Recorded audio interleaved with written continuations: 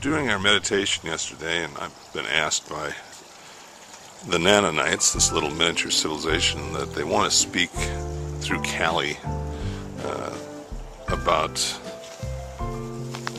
what their message is to us. And they were very short and sweet about it.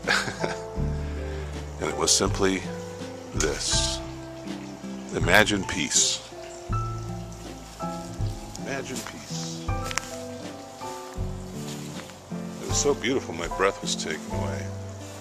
And then I began to imagine in this universe that they showed us, that's what's in this globe, within this globe, peace. I said, it was the next morning, it came out on our newspaper, was on our porch, headlines as big as the entire front page. Peace declared. All the world governments have announced today that war will no longer take place. All leaders have lost the nuclear codes, as President Clinton did, as we've learned, for real, for 6 months. But now they have decided we will lose these nuclear codes forever.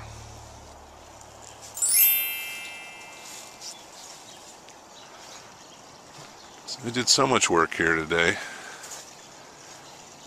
I should say yesterday. And we had a wonderful shaman who was here, a musical shaman, who played these Tibetan gongs for us that were to be the only music for the experience.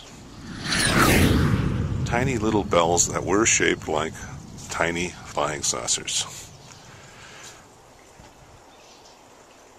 Were we visited by the Nanonites last night? This unbelievably technologically advanced civilization that conserved its resources on its own world by miniaturizing themselves. Think how far an apple would go if you were only the size of the head of a pin. I didn't laugh. I was told not to laugh when they were here. They're very sensitive about their size. Were we visited by the Nanonites last night? Absolutely. One more important, very important footnote to these meditations here at the Dream Inn is that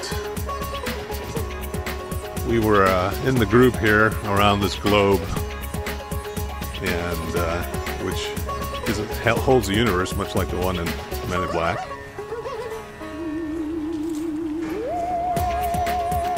And we each made a wish of what we saw coming for the future. There's Mount Shasta right behind us during the meditation. And my wish was for one of the adventures I've written about, a screenplay about the end of the world called Elvis and Armageddon. And in that story, 9 comets are heading for the planet, and we're only saved by an idiot savant who has these amazing powers for spotting things. Like he can take and look at a lawn like this and say, "Look there, it's a 4-leaf clover." So,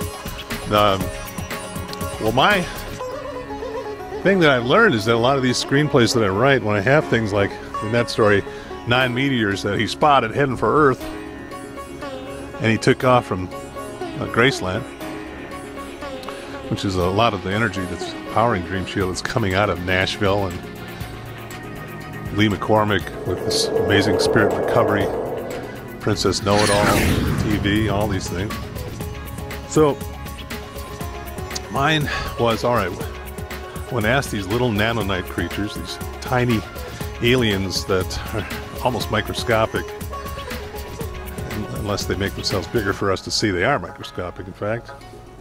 A lot of the legends of fairies and Tinkerbell and all that stuff come from the Nanonites. I asked them to take care of the asteroid that was heading for Earth. And one of the things that the Nanonites can do is to miniaturize things. And what they did a very simple thing. They turned these giant asteroids, 9 of them that were heading for Earth, and just turn them into little stones, which will burn up in our atmosphere in 2012. Maybe we'll make some fireworks for us, but it will not be the catastrophic ends that we've seen in movies like Deep Impact and Armageddon. It's Ken Sheetz signing off from DreamShield.